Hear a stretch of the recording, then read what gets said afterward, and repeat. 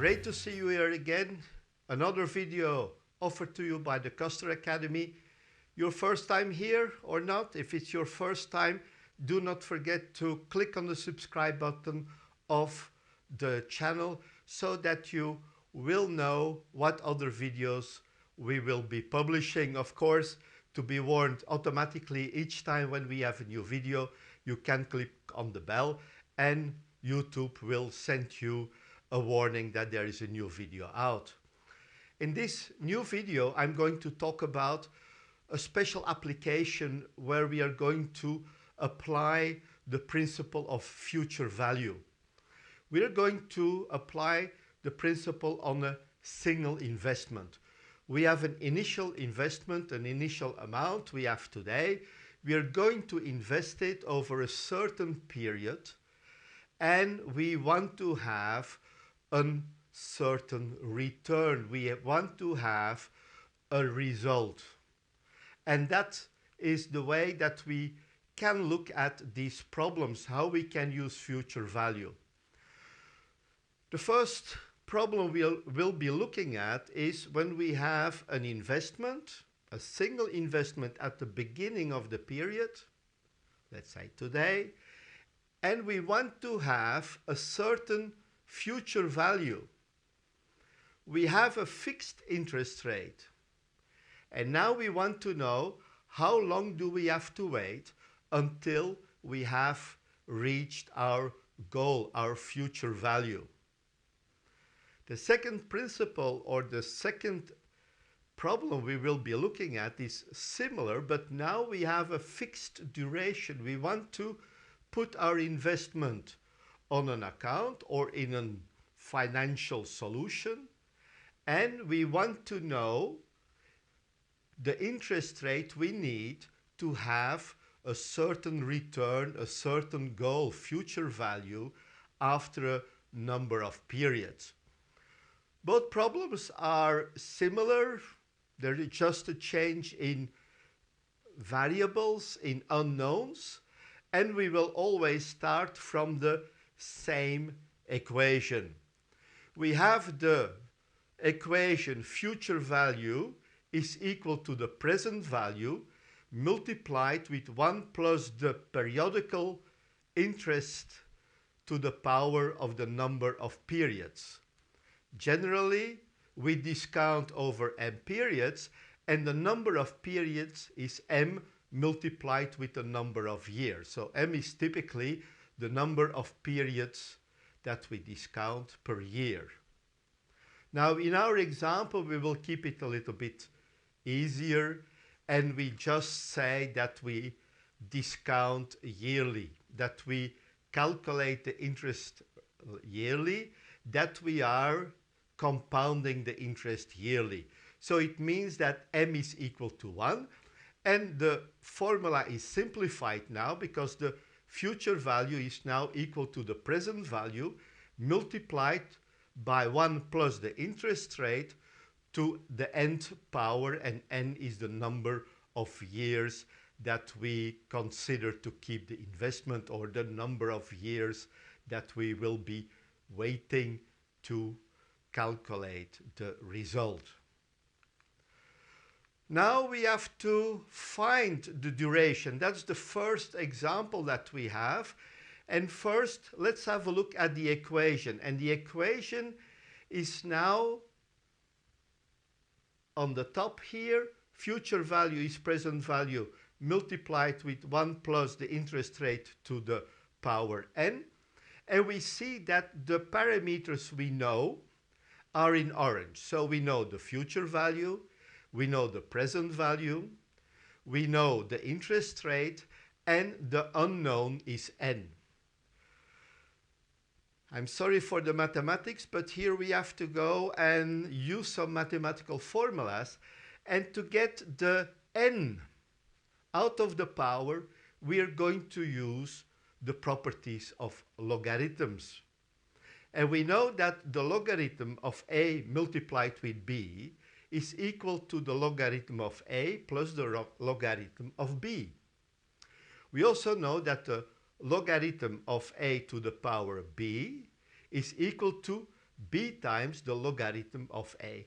So basically, logarithms transform multiplications in additions and powers into multiplications.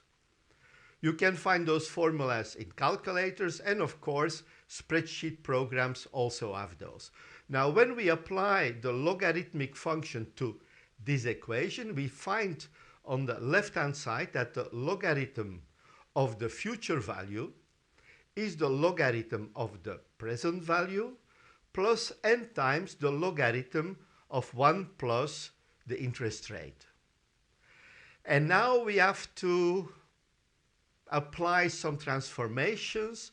We bring the logarithm of the present value to the left-hand side.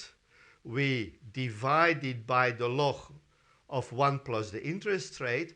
And finally, we find that n is equal to the logarithm of the future value minus the logarithm of the present value divided by the logarithm of 1 plus the interest rate.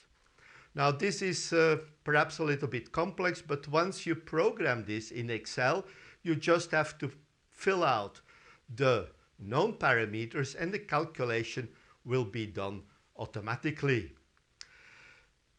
Another element is the thing that we can use built-in formulas in many of those spreadsheet programs.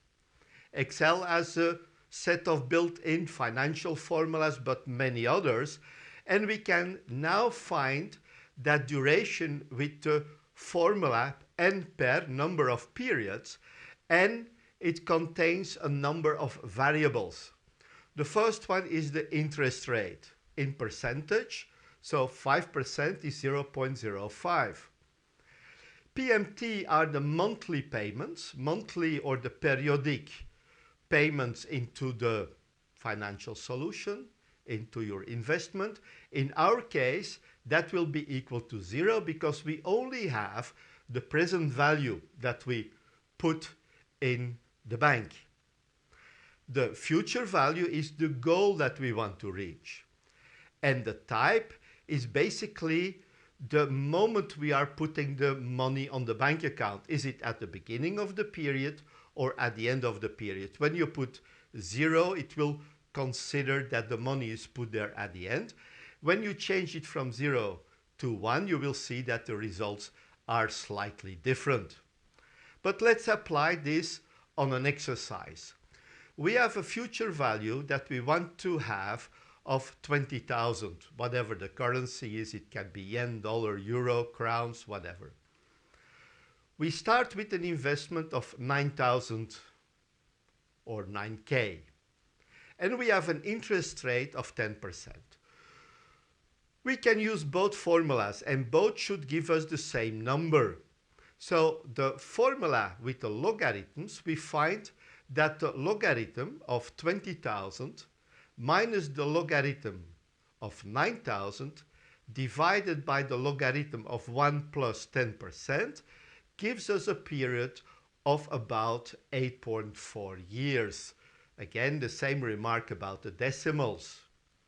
When we put that information in our predetermined formula, we find that n pair, and the parameters are the rate 10% or 0.1.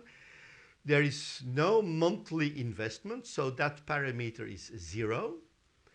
The present value, we have to put here a negative value, minus 9,000. It's a cost that we put in the account. Then we have to put there the future value, which is 20,000, and the type is 0. We put the money at the end of the period. And again, we find 8.4 years and something. Now, this is very easy to calculate, but we will also have a look how we can do this in Excel. Like I promised, we would do the exercise, or we would do the calculation in an Excel spreadsheet. So here we have the spreadsheet. I have the copy of the slide that we were looking at, and now we just have to prepare the spreadsheet. So first of all, I choose in column B to put the information about the numbers. So I have here the present value, which is equal to future value equal to yearly or periodic interest. This is very important. In our case, it will be yearly interest. The present value is 9,000. We have the future value of 20,000 and we have 10%. And you see the moment I put there percent, automatically the field is changed to percentage here. I can put more or less decimals. That's our choice. Here we have a precision up to 1%, so it's not really necessary. Now here we have two numbers which are general numbers. We can adjust them. We can go to a currency here. I've chosen US dollars and we find the values here. Now we see the decimal separation is a point and the thousand separation is a comma. We use that same information in the spreadsheet. Now it may be different for your system, but don't worry, you probably know your Excel better than I do. So that's not a problem, you will find out immediately. Now we want to find the number of periods. Now in our case, this will be years because we have identified a periodic interest, which is a yearly interest, and we talk about yearly periods. If we would have a different period, of course, we will find here the number of periods. Now, the first thing is the logarithm. So when we look at the formula, we go to the logarithm and we can find here different logarithmic functions. Like here we have the number and the base. When we omit the base, it will take base 10, which is the typical logarithm that we are using. We can also have logarithms with different bases. We also can have the natural logarithm with base e. It's basically not important which type of logarithm you choose, as long as all the logarithms in your formula have the same base. That's the only item you have to be careful about.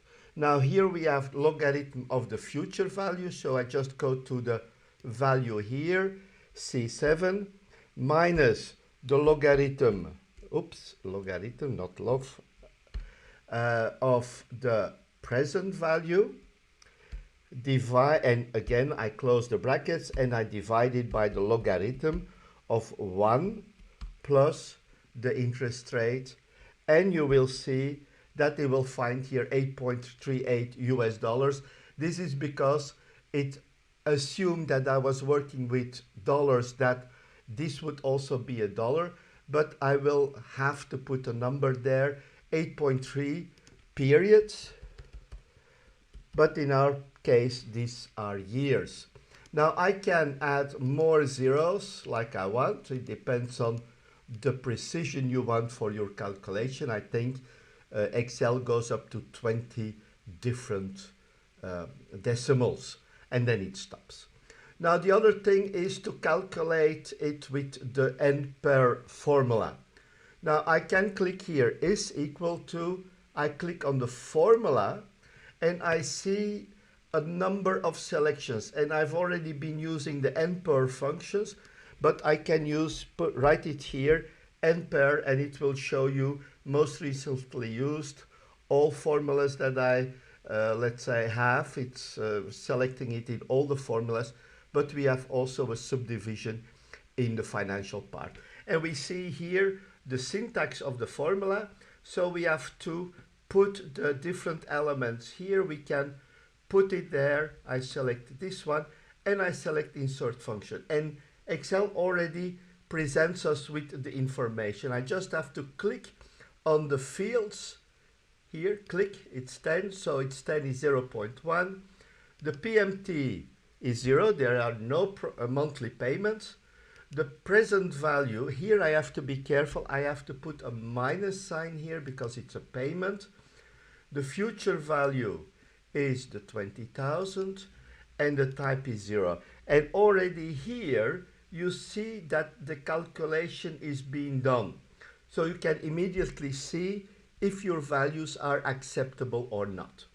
Now when I click done here and I close it, I see the same thing here, periods, periods.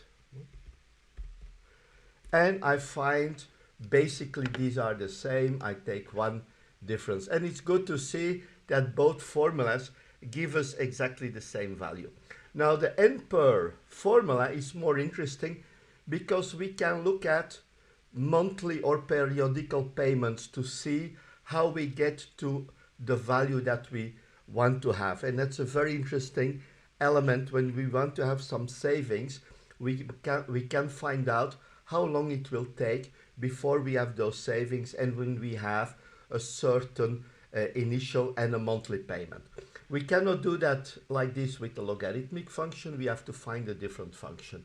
So this was the first exercise about finding the duration for the future value. We have a present value we invest, we have an interest rate that we get, we have a future value we want to have, and we can calculate how many periods, in our case years, it will take before we have this value. Now we can go back to the presentation and look at the other application where we will be finding the interest rate we have to obtain in order to receive a specific goal. You could see that the application of these formulas in a spreadsheet, in our case Excel, is very easy. You just have to know how to work with the formulas, but basically these are very simple calculations. Now let's have a look at the second problem that we want to consider, where we have the investment, the present value, we have the goal, the future value, and we have a fixed duration. And now we want to know the yield to obtain the future value that we want. The formula is still the same. Future value is present value multiplied with 1 plus the interest rate to the power n. But you see that now n is orange because we know the duration, and the interest rate is now the unknown. We have to calculate the interest rate, and that's why I put it in red. The first thing to do is to divide both sides by the present value. So we find that the future value divided by the present value is 1 plus the interest rate to the power n. And to get the n out of the equation, I take the nth root of both sides. So I find that the nth root of the future value divided by the present value is equal to 1 plus the interest rate. I just switch them from left to right hand side, and I subtract 1 from both sides. So now I find that the interest rate is equal to the nth root of the future value divided by the present value minus 1. A formula that's a little bit less complicated. Anyway, also here we can find a predefined formula. In the spreadsheet programs, you will probably find a formula like in Excel where we can find the interest rate, the rate formula, where we have as first variable the number of periods. PMT is the periodical payment to the investment. In our case, again, in the simplified example, it's equal to 0. We have the present value, that's our initial investment. The future value is our goal. And the last element is again the type, 0 or 1. We pay at the beginning or at the end of the period. So this is a very simple formula to use in a spreadsheet. And it can help you in specific cases. Later we will see what the limitations of these formulas are. But let's continue and do a similar exercise. Now we want to find the yield. We have a future value of 800k that we want to obtain, a present value of 35k, and we consider a period of 30 years. So when we bring these parameters in our formula, we find that the interest rate is the 30th root of 800,000 divided by 35,000, or 800 divided by 35 when we simplify the numbers. -1 gives us the interest rate, and it's approximately 11%. Here we can also play a little bit with the decimals. 2 decimals would be acceptable. Too many decimals will not change the numbers in a significant way, and typically we don't want to put too many decimals there. But the calculator itself keeps all those decimals in the memory. The same we can do for the rate formula. Here the first parameter is the number of periods, 30. Then we have the repeating payments, in our case 0. We put there the present value, and again with the negative sign, so it's minus 35,000. And the future value, our goal, 800,000. The type, we take 0, or we don't have to put the number there, then it takes automatically 0, tells us that the payments are done at the end of the period. These are the formulas, very easy to calculate. When you put them in Excel, it's very easy to adjust them, and you can very quickly change the numbers in the equations. It will help you a lot when you're using these things many times to make a short spreadsheet with these calculations. Let's have a look at Excel now and see how we can deal with that. Let's go back to the Excel sheet we had before. I put here the slide related to the future value and where we have to define the yield with the formulas. We still have the same information, present value, future value, but now we have to find, or we have to put here the number of periods. So the number of periods, and we have to put here the present value, which is 35,000.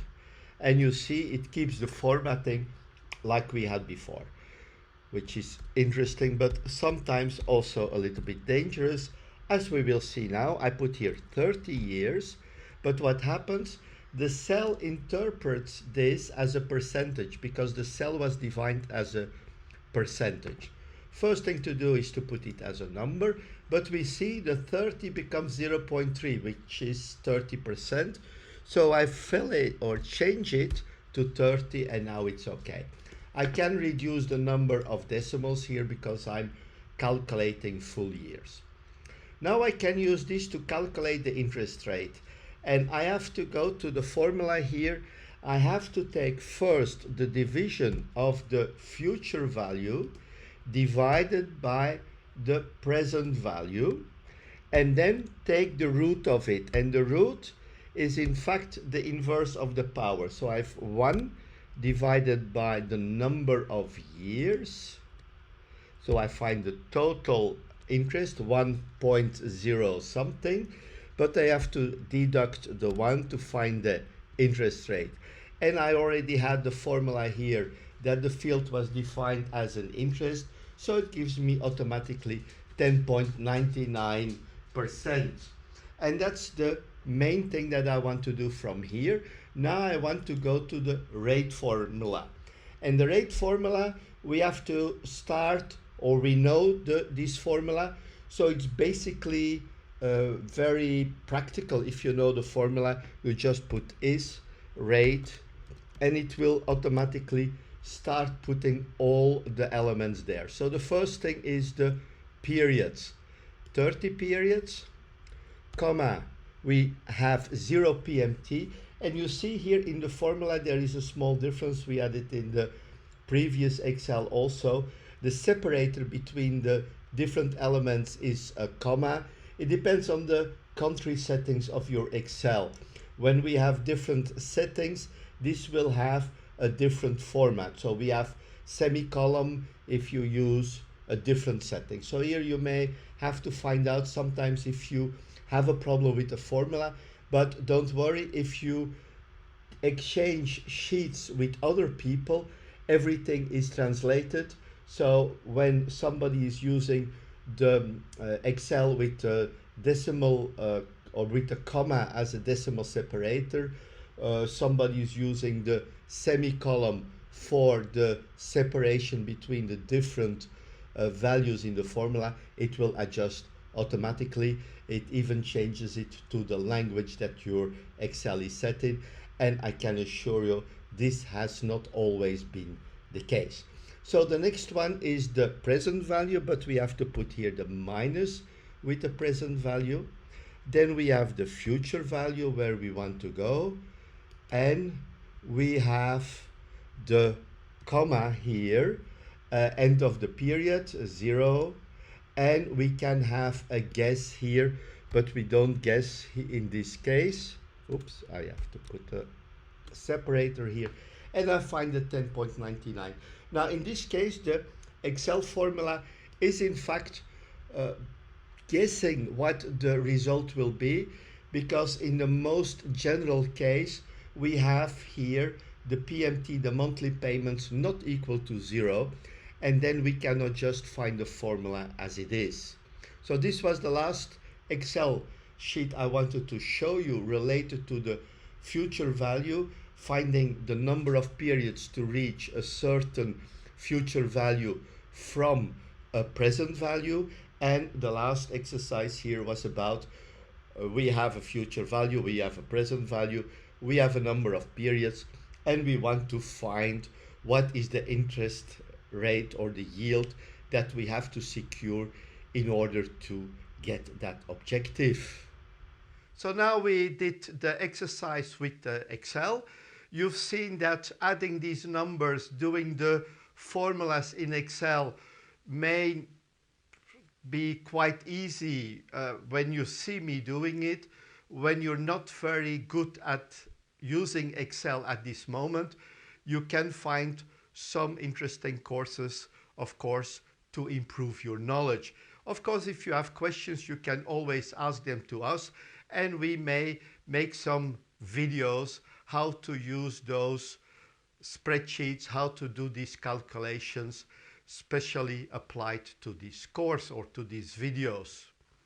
I hope you like this, another application related to the time value of money, the present value, the future value, and some interesting problems to calculate. In our next videos, we will increase the complexity. We look at more possibilities. It will become more interesting and more practically applicable. When you're here for the first time, do not forget to subscribe to the channel. Click on the bell so that YouTube will warn you when there is a new video available. Of course, if you like the video, click on like. If you have questions, put them in the comments and we will come back to you. We're looking forward to seeing you in our next video. Thank you. Take care. Bye-bye.